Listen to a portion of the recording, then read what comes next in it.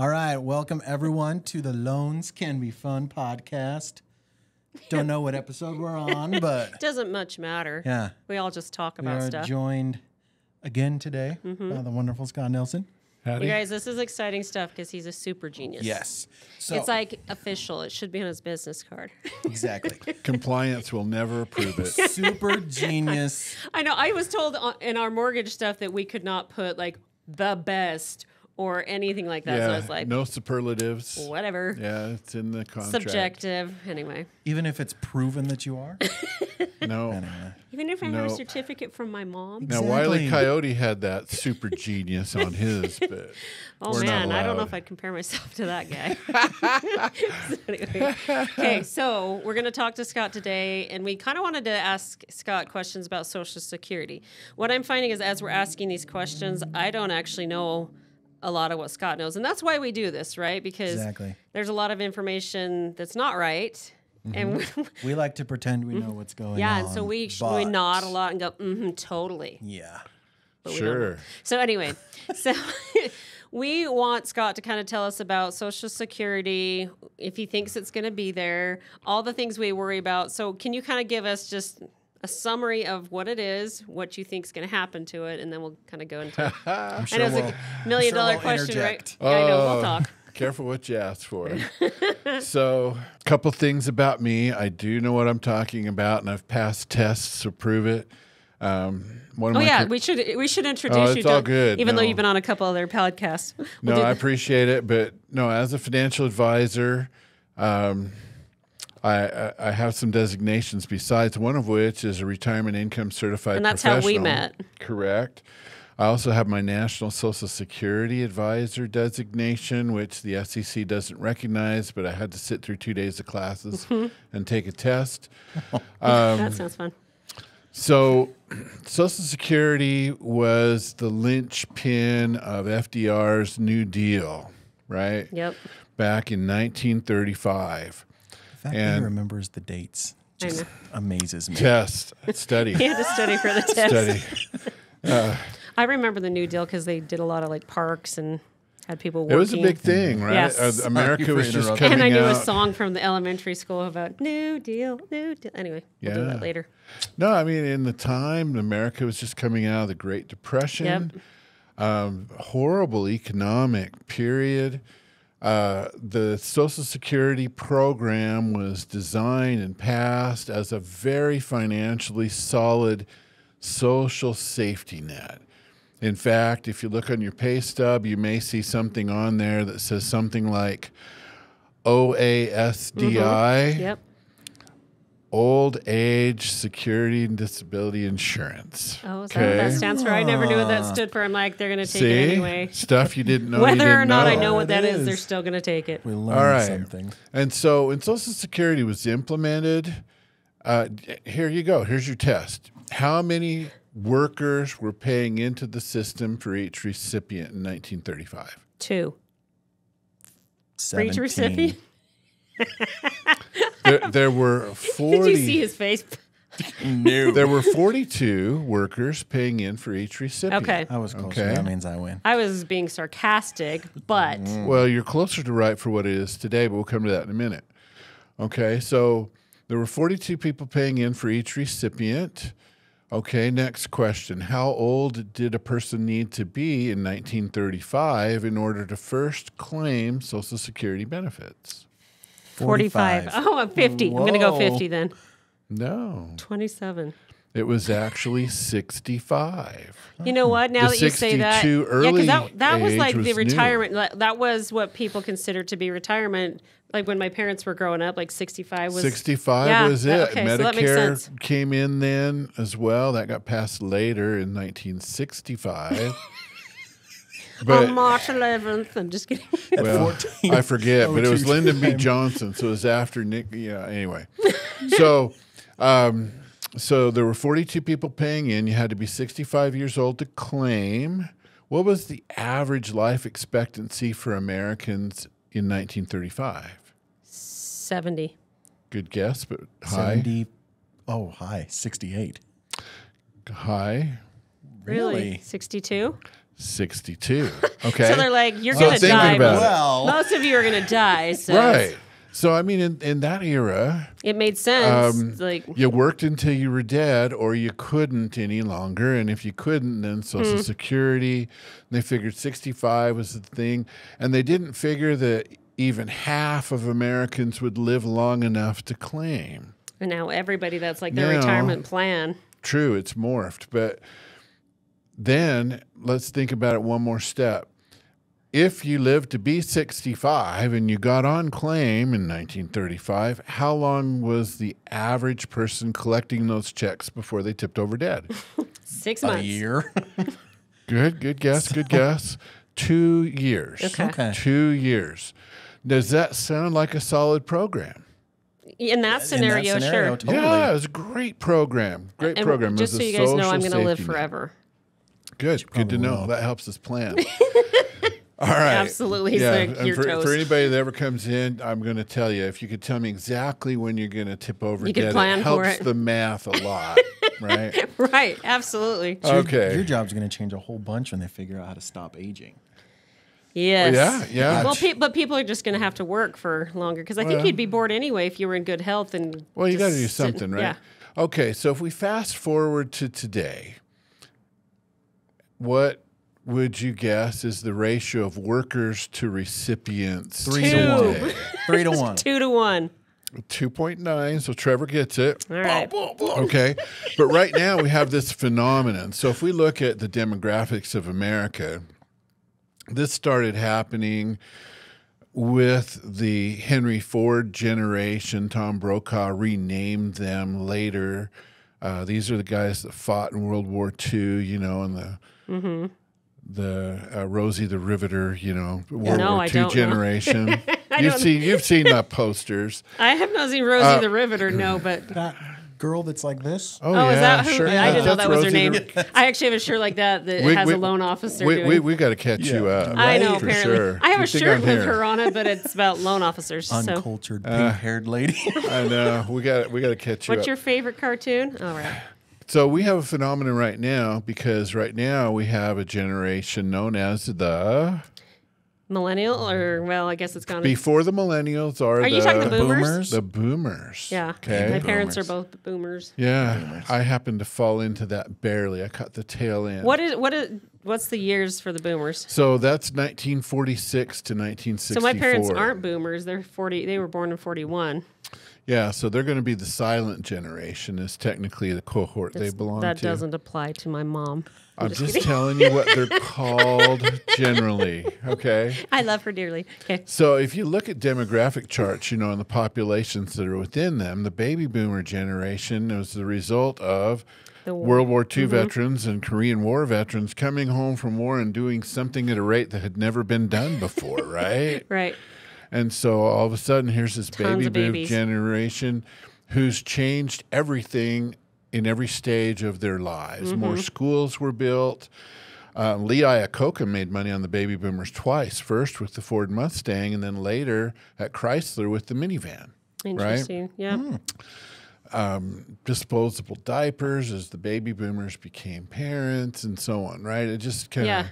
all came through. Well, now baby boomers are retiring at a rate of 10 to 12,000 There's per not enough. day. Yep. Oh, my goodness. Yeah, because we've per talked about that when day. we talk about reverse mortgages. It's That's how many huge. people are retiring every single day, and in the mortgage world and housing front, those people need homes. But what happens when they all pass away? You know what happens? You know, but it's something to think about. Where Yeah, it's like how many no, it's a houses are out factor. there, and anyway, So as it affects Social Security, how is Social Security supposed to be funded? Do you know?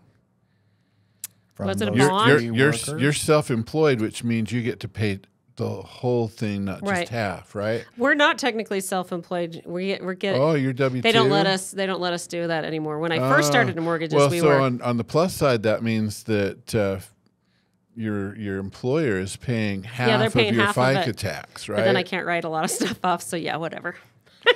Okay, so FICA tax is supposed to go towards Social Security and Medicare funding, Okay. right? So if you got 10 to 12,000 people a day coming off the payroll, what's that doing to the Oh my funding? gosh. The revenue's Oh, it's plummeting. just plummeting. And then they go right over to Social Security and do what? They sign up for benefits and Medicare included. So those expenses for the government are skyrocketing while the revenues for them are plummeting. Going down. Everyone knows this. It's not a secret. They've seen it coming for decades, literally. Right. But then they didn't do a whole lot about it. Well, to be fair, You're going to be fair? Okay. They have been doing things, because when you talk about millions of people, if you can make little changes to it and tweak it instead of drastic, then it makes a big difference over time. And so they have extended full retirement age for Social Security benefits from 65 to 67. Okay. They've taken away virtually all the really cool claiming strategies that used to be available for married couples. You know, for example, once upon a time, now I'm just going stereotype here. It's kind of how it tends to be, but it's not always that way. I'm not implying anything. But typically you'd see the husband having the higher Social Security benefit. Not always. We still see that most of the time because usually mothers, if they have children, tend to stay home and nurture them at least for a while before. It's really not. It's much for harder. me, it's not hard when you're talking realities, but but feelings. Okay. Yeah, I would definitely not last. So typically they lose some earnings years. Yeah, right. For sure. And so it used to be that a husband could file for benefits but suspend. So he's opened his claim, which allowed his wife to claim spousal benefits while he's not yet taking his own, allowing them to grow with deferral credits and additional earnings and so on. Okay. And they got rid of that.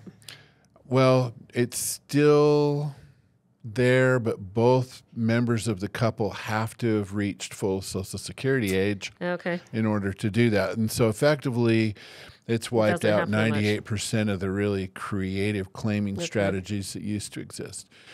But when we talk about crediting on these, you know, a lot of people, if they were familiar at all with pensions that used to be much more common than they are today, those usually are based on your highest 3 or maybe 5 years of earnings, and then a percentage or a percentage and a quarter, some formula, 1.1%.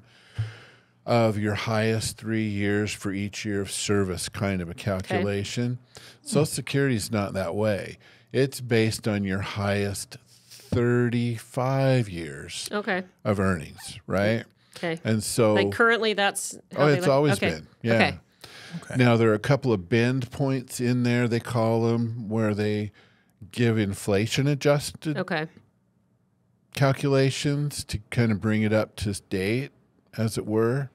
But it's your highest 35 years of earnings that are thrown in. So if you have someone who's been out of the workplace for however long you stayed to raise your kids or whatever, or if you're someone who participated in Social Security but then took a government job with a pension that were exempt from paying the FICA taxes, then you got a bunch of zeros in your formula. Okay. Right? So if you work for a government job like your whole career, you may not be eligible for Social Security at all. But it would be, but you have a pension. Yeah, they call it a WEP, W-E-P, windfall elimination provision. So if you got a really cushy pension from a job that was exempt from Social Security, in other words, you could choose Social Security or this pension. If you chose the pension, depending on the amount of the pension and the number of Social Security credits, you may not even get the Social Security benefit at all. That's really interesting. Or if you're a spouse of someone who has Social Security, but you as the spouse had the pension, you may not get your spouse's, your widow's benefit from Social Security. I didn't know that. That's scary. See, there's My stuff. husband's from Alaska, and I think Alaska opted out of Social Security or something like that, or some version of that, because my husband actually got paid money for being a resident of Alaska every single year that they would use towards some sort of retirement account for their But like they didn't take Social Security, and they may have changed that at this point, but they may have. Yeah. So with Social Security, you know, we recognize we're down to 2.9 workers on our way to 2 to 1. Obviously, that's unsustainable by itself. We can claim at 62. How many years would you anticipate someone who claims at 62 to receive benefits today? 25 years. Close, yeah, about 23. Yeah. 23. I've had some people call me on that because they say, well, wait, Scott, life expectancy in America is like 78 or something. You're saying they're getting to 85?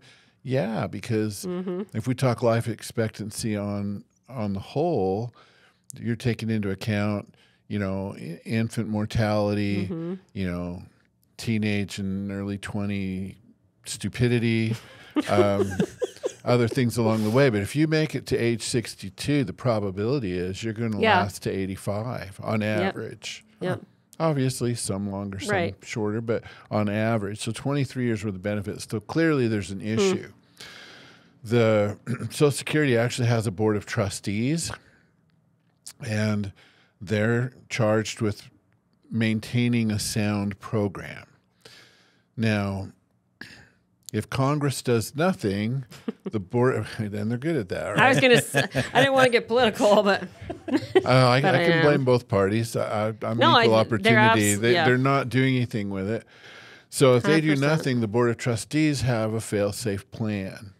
And the fail-safe plan says that if nothing changes, if we continue on the course we're on, in order to maintain the soundness of the plan, they will cut benefits across the board about 25-ish percent. And that's projected to happen sometime around 2033.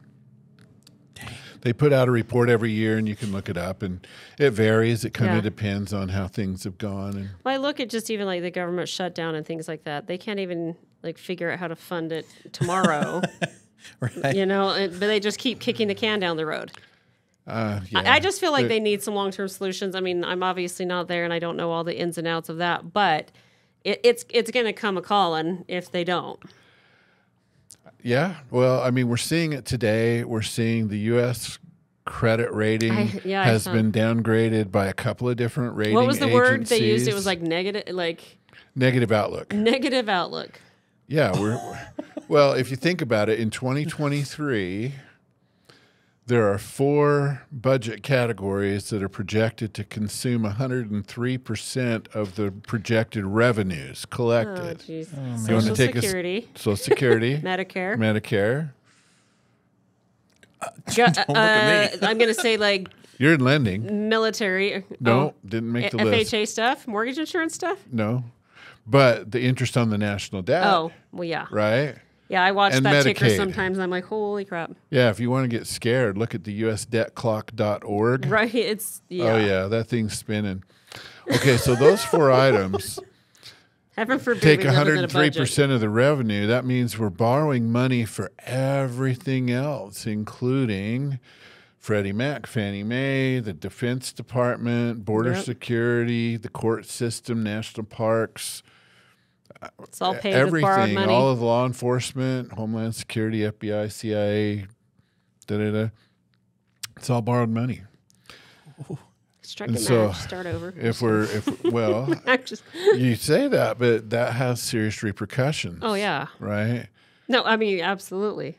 So how do, yeah. I joke more like Armageddon, like it's going to be like we're all hiding in our bunkers. But for people that are saying Social Security won't be there, so I want to claim today, so I start getting benefits, that has its own set of issues. For example, if a person claims at 62, then continues working, if they're making more than about, I forget the number exactly this year, but if they're making more than, let's just for argument's sake, say it's $23,000 a year, for every $2 they earn above whatever that limit is, they're going to take back $1 of Social Security.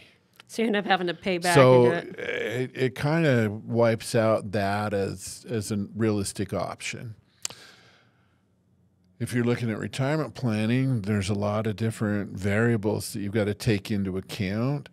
If you're strictly looking at how can I get the most benefit from Social Security, it's almost always going to mean wait till you're 70 and then turn it on then. When is like the oldest age you can turn it on?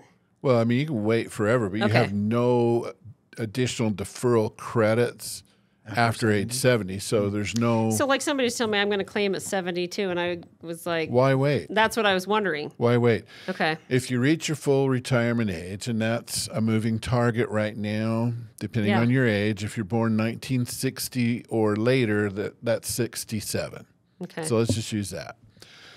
So once you've reached your full retirement age, as Social Security sees it, right? Then you can make all the money you want to, and they don't penalize you or take anything away. So that's why some people go back to work after they've started claiming, but they've gone past that if they're bored or whatever, or they want to, I guess. So the penalty for working and getting Social Security, kind of a double dip penalty, shall we call it? It's not its official title, but we'll leave it there. I like it. Then once you're full retirement age, you can get your Social Security benefit and work and earn as much as you want. They won't penalize you. They're still collecting Social Security from you, right? They are, and your benefit will still reflect that as they do the calculations each year. Interesting. But we haven't addressed Social Security taxation. Did you know Social Security can be taxed? We know that just because in lending, if it's taxed, we have to count a lower amount than if it's not. Like we can gross up the non-taxable Social Security on certain loans. Right. There you go. So that's the reason we know. Yeah, the only reason. Yeah. That they can tax it, which to me, it seems asinine to me that they can tax something that you've already paid into the system. But tell me more. Yeah, they see it differently. Absolutely. They see it differently. So this all started when Ronald Reagan was president. So it's not new. Right. But it's not something most of us deal with. So there's a formula called a provisional income formula. And unlike many other things in the tax code, these levels have never been indexed for inflation. So those of you listening, please write your Congress people. That should be changed because in my view, that's an unfair excess tax on the elderly. Yeah. But what it says is for a married couple filing jointly, for example, if your provisional income number is greater than $32,000 a year, then half of your Social Security gets added in to calculate your modified adjusted gross income. If that provisional income number is greater than $44,000 a year, then they'll put 85% of your Social Security in to your adjusted gross income calculation for tax. So the more you make, the more they're going to take from you. But it stops at 85%. So you're still getting 15% back tax-free. Okay. That's what they're saying is what you paid in. Okay? Yeah. All right.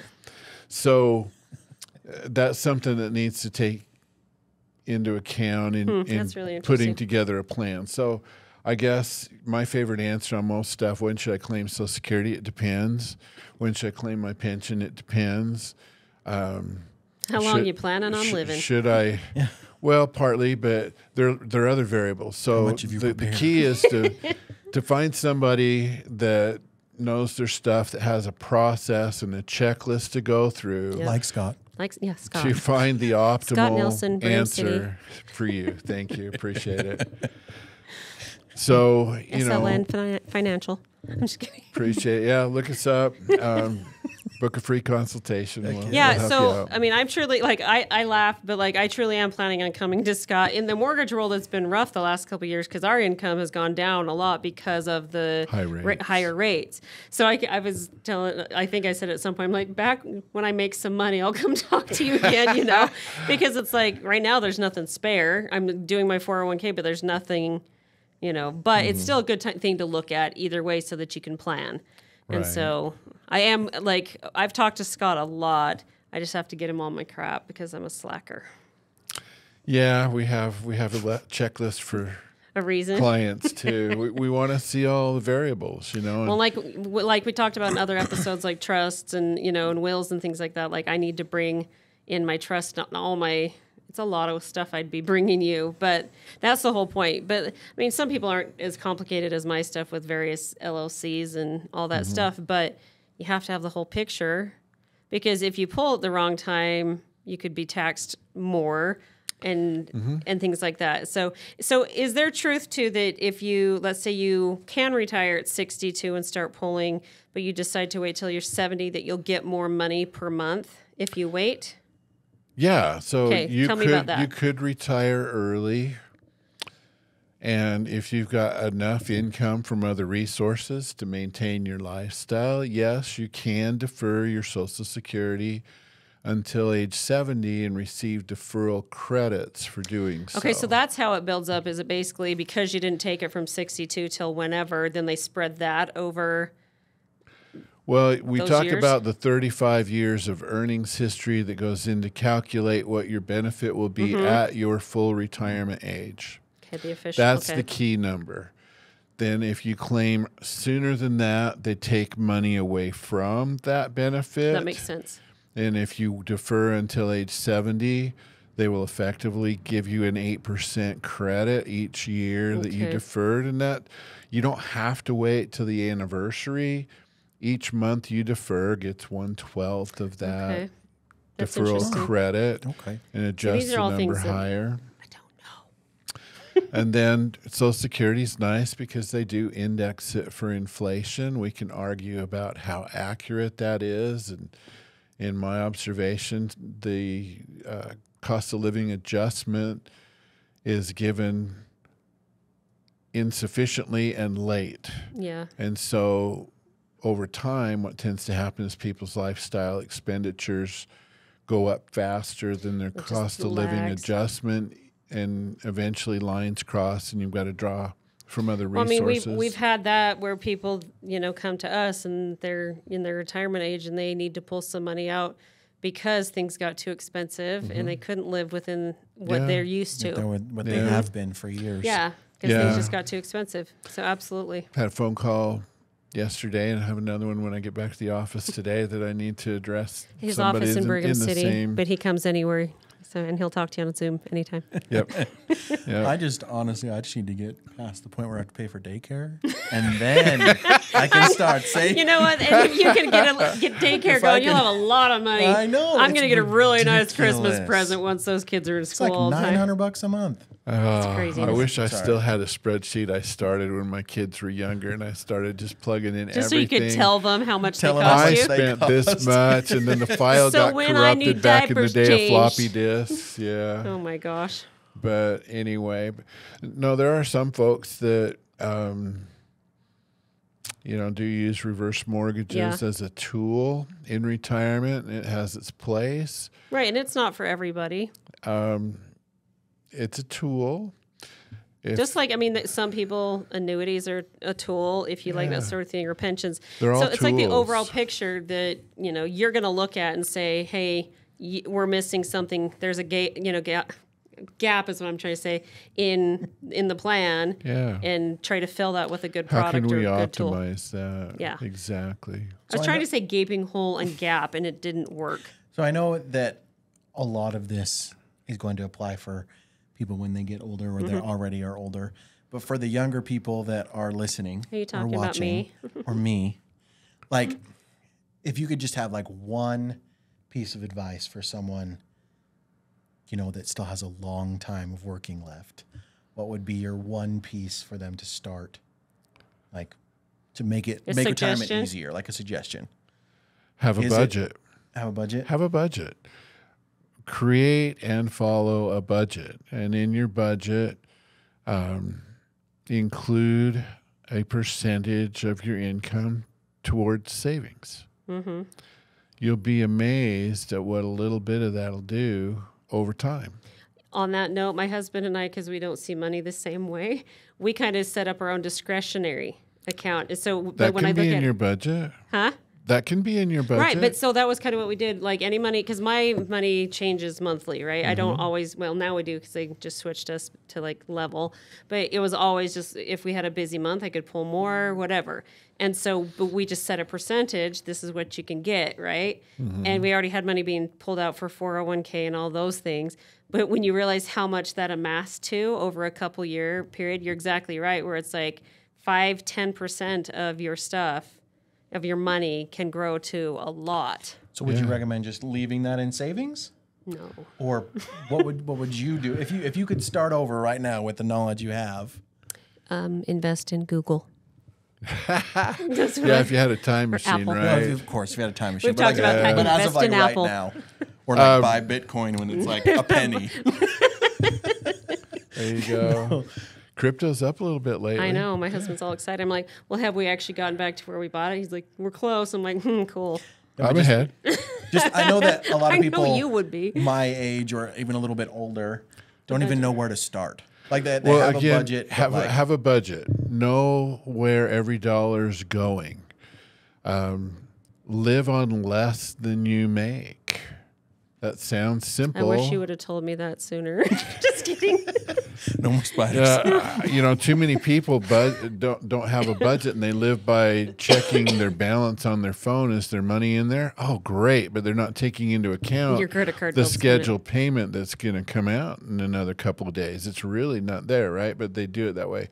Have a budget. All savings is deferred spending. That's all it is. I'm going to not spend it now so I have it later. And if you get enough money working for you, great. Have an emergency fund. Build up to it. Make it a budget line item. And when you have 3 to 6 months worth of, I could pay all the bills for 3 to 6 months, then great. You've got it tapped out. I've got to rebuild mine after the last year and a half in the mortgage world. Yeah. Then okay, you got to work at it again. If you work for an employer who will match your contributions, you should at least be investing as much as they will match. Otherwise, you're walking away from free money that you'll never see again. You can't do that over. So take advantage of that. And then beyond that, find an advisor. Interview them. And we know Scott Nelson would be happy to take your calls. Exactly. You want someone who's looking out for your best interest, who's a fiduciary by license. They have to do what's best for you and prove it to auditors. And then look for opportunities to just maximize what you have. You'll be amazed what happens if you can get rid of your debt. I mean, think about your debt service payments, including the mortgage. No offense, No, I mean, that's a huge portion of most people's income. But if you could take those dollars now and pick your favorite investment, right? What could that do for you? Then you'll have enough. So if Social Security is only 75% of what you thought it was going to be, it's not going to hurt, right? Yeah. And vote early, vote often, like they say in Chicago. Awesome.